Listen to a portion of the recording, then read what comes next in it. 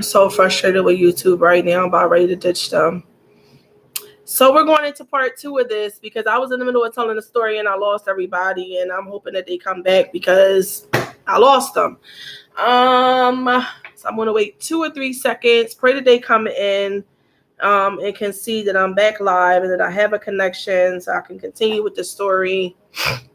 And if not, by the time the timer gets to, well, okay, here goes somebody. So I don't know what the heck happened, y'all. Like, I just lost y'all out of nowhere. I'm just like, what the heck? I'm all in the middle of my story and I'm getting all into the juicy part and I lose people. So anyway, I'm just going to continue on. All right. So in my 12th year of marriage with him, I'm thinking he was going to come home in the first year of us being married. And then I realized, oh, dang. I've been straight up riding with this man for 12 years. And the trauma that experience had on my womb, the reality that this man wasn't going to be coming home in the 1 or 2 years that he told me. It was going to take 12 years of him being in jail. And newsflash, y'all, he's still there. I need y'all to pray for him because his energy, he's actually innocent of the crime that he was convicted for.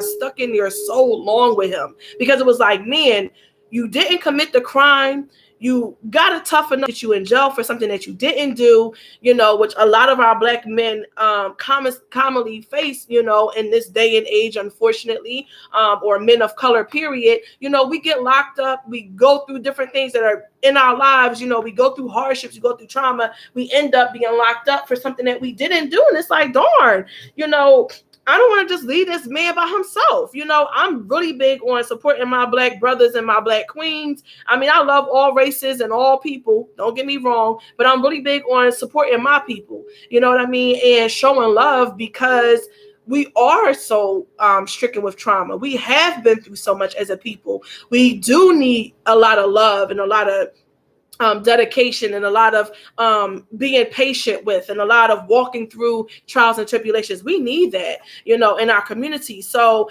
I'm really big on that. So anyway, I stuck in there with this man. I went through all that time. And so that's why now my daughter is 12. 2 years ago, we finally got a divorce. He's still there in jail. I was married to him for 12 years. I was married to /B with him, was with him for 12 years. And I'm in a place now where I'm just like, I need people of high vibration, of high love, of high frequency, of a different kind of energy than, unfortunately, the men and the women who are incarcerated carry. I need a different kind of energy right now. So, while I'm going through all of that, I'm thinking about, and I don't remember because the daggone things cut off. I can't remember why I was building up to this story or why I, gave the story, other than the fact that I was just trying to share with you guys the reality of my reality of womb healing, of this journey of womb healing, how real it is for me, how deep it is for me, how personal it is for me, that I'm like, I got to do something. I got to heal, and during that same time when I was going through this relationship with my ex-husband now, fibroids, I was dealing with cysts, I was dealing with the trauma of having a womb that had carried. Oh, thank you, Queen. Thank you. I was going through the trauma of carrying, all this trauma. And I think when we're going through, and the Queen just reminded me that I was talking about, I didn't remember my 20s. When we're going through the trauma, when we're going through life, when we're experiencing all these different things, and we aren't working on cleaning out at the same time while we're piling all the drama in, we aren't focusing on cleaning out our wombs at the same rate that we're focused on piling it all in. We tend to pile up a lot of trauma, and that trauma can literally make us forget a whole chapter of our lives. So for me, during that whole entire time while I was married to him, I literally lost track of my 20s.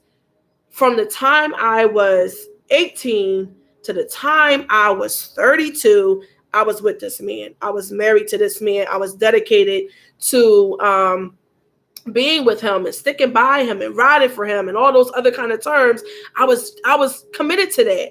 But what happened was the trauma got piled on top of piled on top of piled inside of my womb, and the issues got bigger inside of bigger inside of bigger, and I couldn't understand why I wasn't manifesting the things in my life that I really wanted. I couldn't understand why I wasn't able to get my business off the ground. I couldn't understand why, I was having these gruesome behind periods. I couldn't understand why I was experiencing yeast infections and BV, and I'm a modest woman, you know what I mean? So I'm not a person who go and sleep with a whole bunch of different partners. And during that time when I was with him, I was 100% faithful to him. I wasn't with anybody else. So it's just like that trauma and that pain that I had experienced throughout my 20s and even my preteens and sexual trauma that happened in my preteens. And we could talk about that another time. I ain't going to bog y'all down with all of my drama, but I'm saying all of that to say that there was a lot that was packed inside of my womb, and the way that my womb started to manifest it, because I didn't take the time to clear out the drama and experiencing at the same rate that I was piling it in,